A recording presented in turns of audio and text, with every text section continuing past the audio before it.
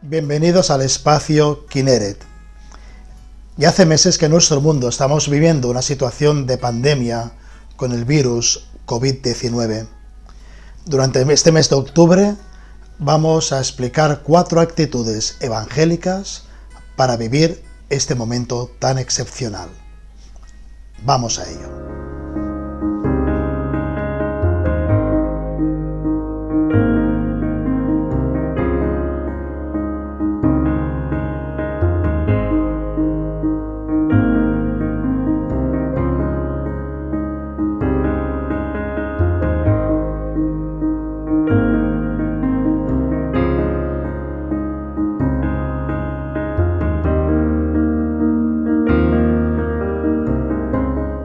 La fe es creer, es confiar. La fe en Dios es creer en Dios, confiar en Dios. No es una cuestión de dogmas, sino una cuestión de actitud, de creer en Dios para conectarte con Dios y conectarte contigo mismo. ¿Y qué es lo contrario de la fe? Podemos pensar que es la descreencia, pero nada de eso. El contrario de la fe es el miedo. El miedo que mejor hemos vivido estos días y sobre todo cuando estábamos confinados. Hoy, por tanto, vamos a hablar de nuestros miedos. ¿Qué miedos hemos sentido estos días? ¿Miedo a contagiarnos? A lo mejor también miedo al contacto con los demás. A lo mejor también miedo a no llegar a final de mes, a perder el trabajo, a una crisis económica. Incluso miedo a lo desconocido, al no controlar dónde va a ir todo esto, dónde irá nuestra vida, qué va a suceder. Y todos esos miedos que parecen ser muy generalizados despierta nuestros miedos que teníamos dentro cada uno de nosotros por nuestras historias personales y nos centra en un dinamismo de miedo delante de una situación de contrariedad. Fijaos, ¿qué pasa con el miedo? El miedo nos bloquea, nos paraliza. Cuando tienes miedo te quedas parado porque no sabes dónde actuar y qué hacer.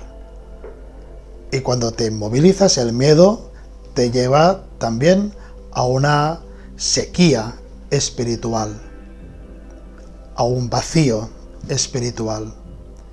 Y cuando te inmovilizas y estás seco espiritualmente, si el miedo va persistiendo, puede llegar a una muerte espiritual en el último término.